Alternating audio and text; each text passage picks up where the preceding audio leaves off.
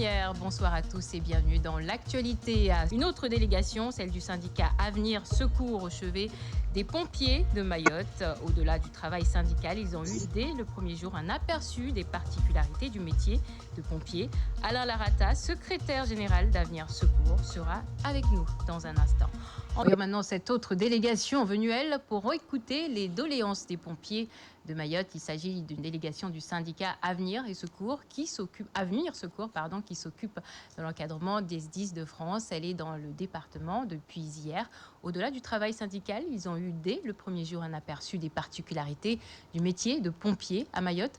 Alors avant de recevoir Alain Larata, secrétaire général Avenir Secours, voyez ce sujet de Géraldine Lui et Maolida Wanaheri. Nous sommes au centre de traitement des appels du 18 et du 112. En visite à Mayotte, la délégation du syndicat Avenir et Secours est en observation. Après quelques échanges avec les opérateurs, la délégation se rend au centre de secours de Kaweni. Et c'est en plein milieu de la caserne, devant les véhicules d'intervention, qu'a lieu la rencontre avec les partenaires sociaux. Vous avez vu les évolutions sur les techniques en soins d'urgence qui vont nécessiter que les personnels se forment plus encore, différemment et avec le matériel qui suivra aussi. Le SDIS, service départemental d'incendie et de secours de Mayotte, c'est en moyenne 44 interventions par jour, soit 16 000 sur une année, dont 600 accouchements. Outre l'insécurité au cours de leurs interventions, l'inexactitude dans l'adressage et le manque de points d'eau génèrent des pertes de temps pour les hommes du feu. Répartis sur 6 centres de secours et un poste avancé à Passikeli dans le sud, ils sont 230 sapeurs-pompiers professionnels, 160 volontaires et 45 personnels administratifs et techniques à travailler pour le SDIS de Mayotte. C'est depuis 2020, lors du dernier mouvement de grève au sein du SDIS de Mayotte, que l'ensemble des syndicats travaillent de concert. Et depuis, le dialogue a repris avec la direction.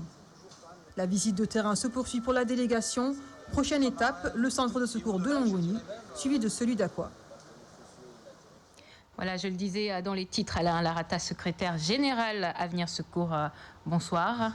Alors, vous avez fait le tour des casernes de France et de Navarre, des dom-toms notamment, et depuis hier, vous êtes à Mayotte, une première pour vous. Qu'est-ce qui vous a frappé au cours de ces premières visites sur l'île ? Je dirais l'enthousiasme des sapeurs-pompiers de Mayotte et cet attachement qu'ils ont aux valeurs. On a entendu tout à l'heure la gendarmerie, sauver, secourir, dévouement. Il y a un enthousiasme frappant et qui vraiment donne une image de Mayotte qui n'est pas toujours celle que l'on ressent quand on est sur l'Hexagone. Donc vraiment une agréable surprise et puis vraiment ravi d'avoir cet état d'esprit sur ce territoire. Mais justement, un territoire qui est quand même assez particulier. Est-ce qu'il y a des choses ici qui n'existent pas ailleurs, notamment dans la manière d'intervenir de ces pompiers par rapport à ce qu'ils vous ont raconté Alors, en écoutant les collègues de Mayotte, les problèmes sont pratiquement les mêmes que l'on a sur l'Hexagone et c'était aussi le message qu'on voulait leur faire passer. Et en partageant les mêmes problèmes, on cherche aussi à partager les bonnes solutions. Et c'était aussi le but de ce voyage. Ils ont quand même majoritairement 90% des interventions en secours à victimes et c'était montré dans votre reportage 600 accouchements inopinés réalisés par les sapeurs-pompiers et ça se retrouve pas sur l'Hexagone ou dans les autres territoires ultramarins. Justement, vous êtes aussi un syndicat. Votre objectif aujourd'hui, c'est de vous faire connaître sur l'île. J'imagine qu'il y a des combats particuliers qui doivent être menés. On voit il y a régulièrement des grèves dans le service du SDIS. Qu'est-ce qui a été échangé à ce sujet ?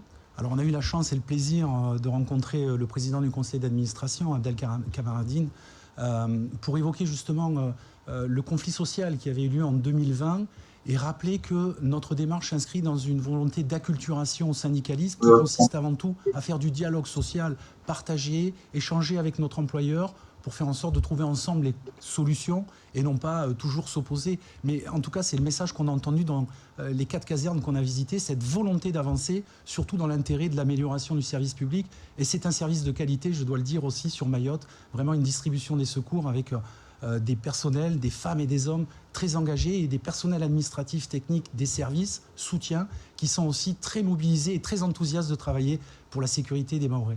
Alors, parmi les doléances qui vous ont été remontées, on entend parler de difficultés de recrutement, notamment parmi les officiers. Quelles solutions vous pouvez leur apporter à ce sujet? Eh bien, on a commencé déjà, notre syndicat Avenir Secours est très attaché à la préparation pour les promotions des sapeurs-pompiers, les aider à passer ces grades. Un collègue parlait de recrutement d'officiers locaux. C'est aussi ce que l'on fait. Et quand on compare, ne serait-ce qu'avec la Martinique ou Guadeloupe, il y a quelques années, on se retrouve aussi dans ce contexte. C'est les aider, les accompagner dans cette acculturation, dans cet effort de formation qui les conduira aussi à devenir officiers de sapeurs-pompiers. C'est les cadres que nous représentons et je crois qu'ils auront tout à fait leur place et on va les aider, on va les accompagner pour ça. Merci Alain Larata d'être venu nous donner ces précisions sur ce combat syndicaliste justement au sein de ces pompiers à Mayotte qui font énormément d'efforts pour la population. Merci. Merci à vous.